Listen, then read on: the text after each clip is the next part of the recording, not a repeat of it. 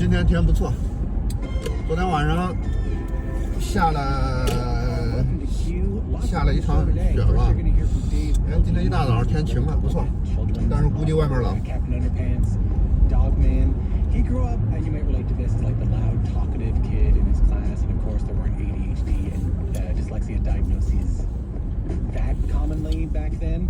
So in order to not be labeled, 今天是12月4号，大概早上10点左右。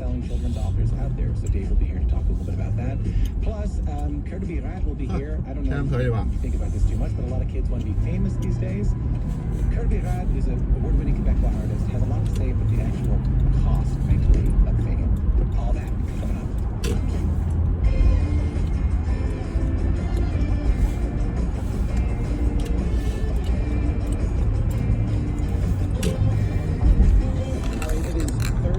转一下，能看见 CN Tower 吗？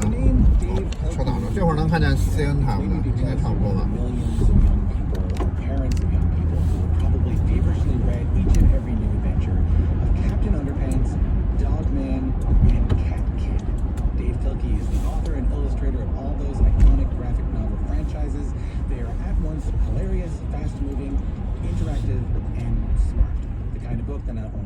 这是公路上都撒了盐。天一晴，路上干了，就跟那灰一样，都是盐。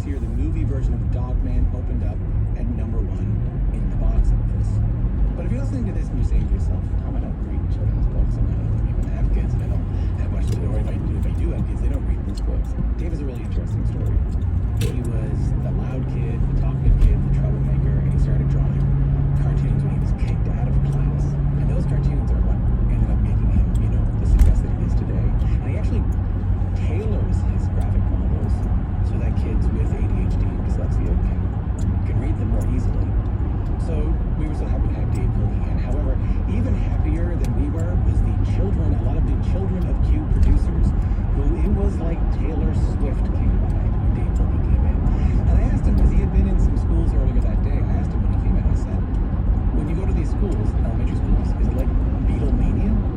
You know, in a way, because the kids are just so enthusiastic. I mean, they're screaming, and we do like a drawing section at the end where I'm drawing some of the characters, and we give away prizes, and the kids are jumping out of their chairs because they know the answers, and it's so much fun. I think that energy is just infectious. So is it as exciting putting out this book as it was all those years ago?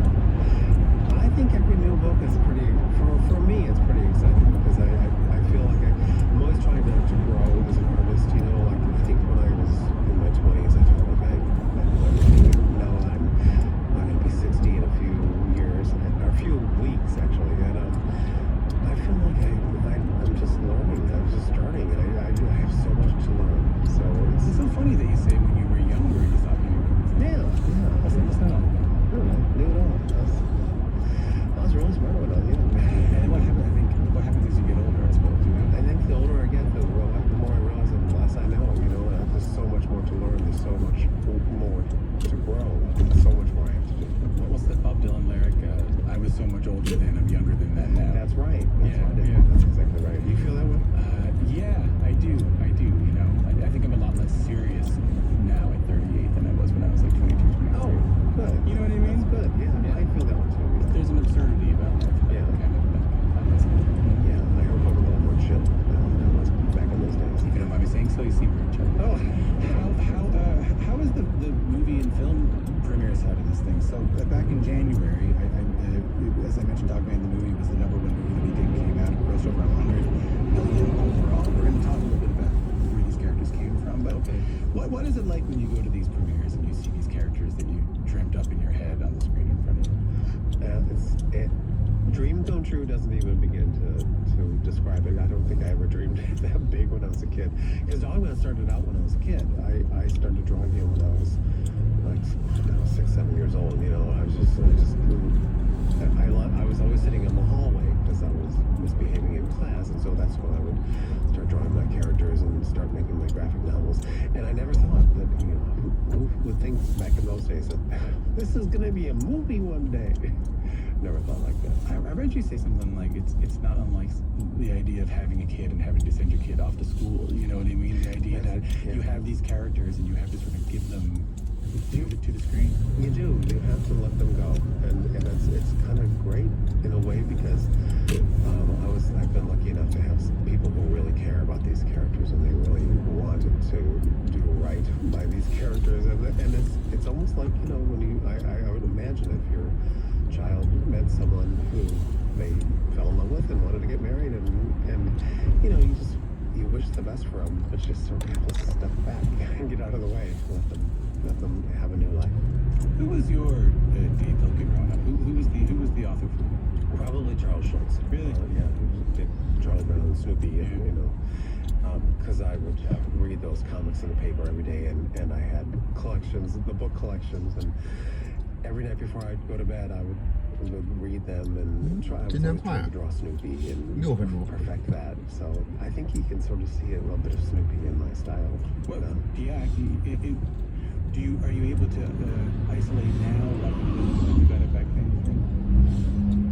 I hope so. 哦，今天有个考试。 That's what I try to accomplish in my books. That same type of relationship between the artist and the consumer, the reader. You know, I try to have a relationship with them that grows from one book to What did you like about it? What What did you like about it? I loved the fact that the characters did grow. I mean, when it started in the 50s, even the drawing style kind of evolved through the 70s, 80s, 90s. You see early Peanuts, and they look different than the 70s. And 80s. Yeah, Snoopy used to walk on 4 legs, and you know, back in the 50s, he was a real dog. He wasn't really dancing around and doing all the crazy stuff he started doing in the 70s and 80s. So I loved the way it evolved. I loved the way the characters just kind of grew, and I felt like I was growing with them.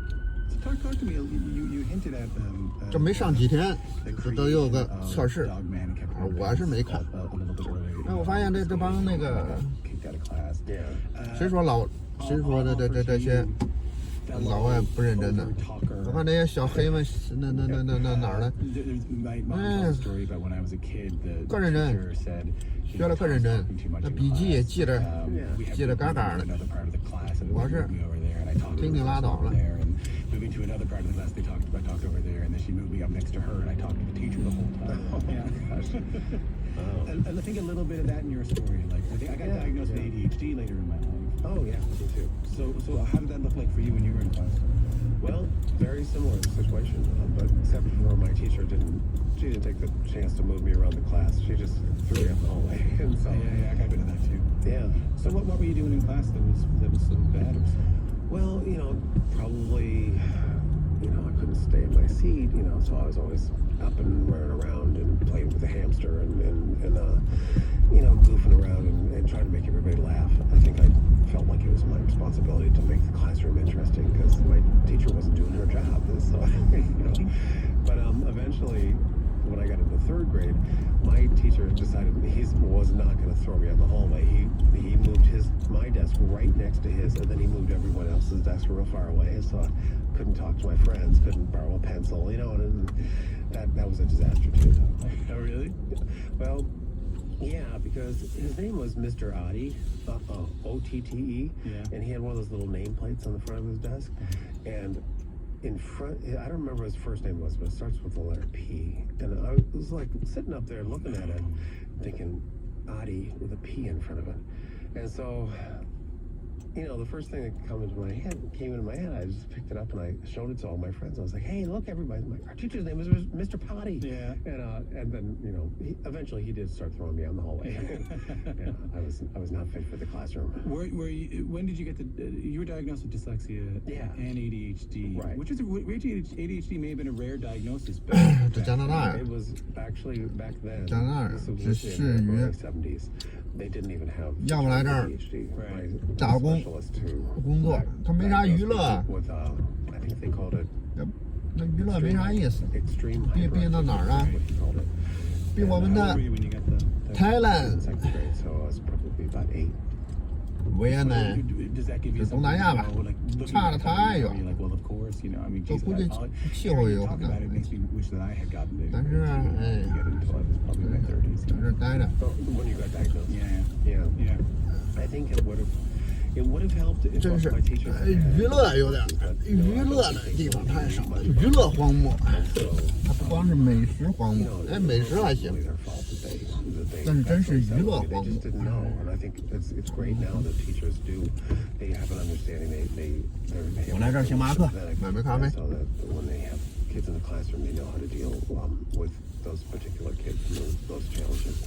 I think they do much better now. So talk to me a little bit about how all of this led to the creation of Captain Underpants and Dogman.